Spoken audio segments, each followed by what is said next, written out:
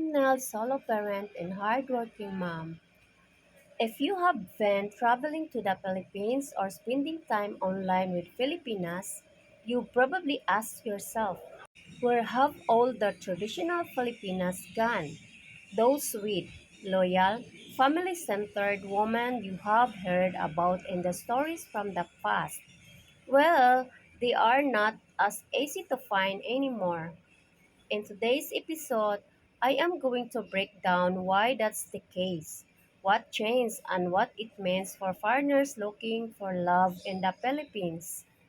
Traditionally, Filipinas were well known as family oriented, God fearing, modest, and loyal. Many came from small towns where values like respect, humility, and commitments were passed down by parents and reinforced by the church. Foreigners flocked to the Philippines for this reason. They wanted that they could not find back home a woman who prioritized family over career, relationship over independence, and values over materialism. But now there has been a shift. The Philippines has entered the digital age at full speed.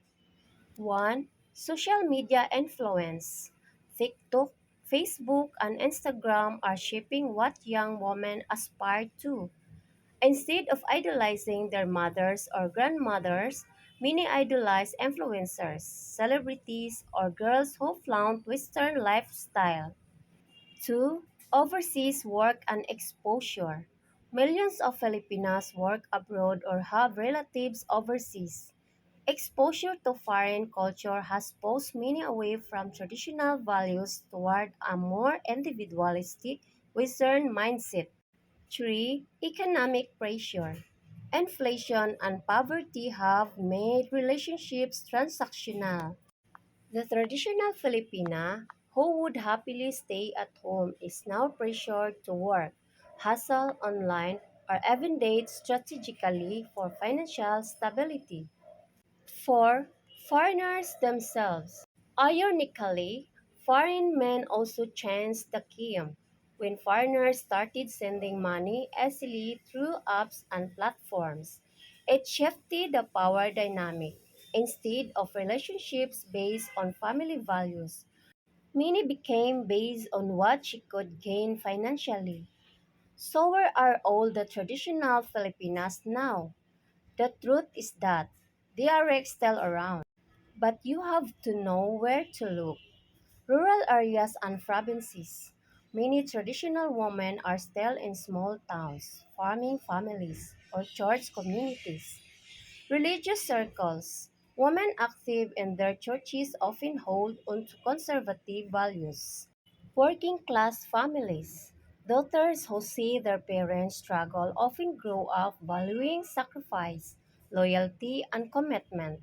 You won't find them scrolling endlessly on dating apps. They are not dancing on TikTok. They are not hanging out at McDonald's or Jollibee. The harsh truth is the days when every Filipina was traditional are over. Most modern Filipinos are a mix, a blend of traditional values and modern influence. Some can be sweet, feminine, and loyal, but still ambitious, social media savvy, and hyper aware of what foreign men can offer. This means that a foreigner must work harder to find someone who truly values him for who he is. A man has to filter through the noise of opportunists, scammers, and attention seekers. Above all, you cannot come to the Philippines thinking every Filipina is automatically traditional. Filipinas have not disappeared, but they are harder to find. If you're serious, you have to put in the work, visit smaller towns, meet families, and most importantly, observe her actions more than her words. Because in today's Philippines, tradition isn't dead, it's just hidden beneath the noise of modern society. If you agree, hit that like button. If you disagree, drop your comments. But before you pack your bags to the Philippines thinking you will find a wife straight out of the 1970s, remember, You are walking into 2025, not the past. Thank you for subscribing, watching, and donating to my channel. We are family. See you.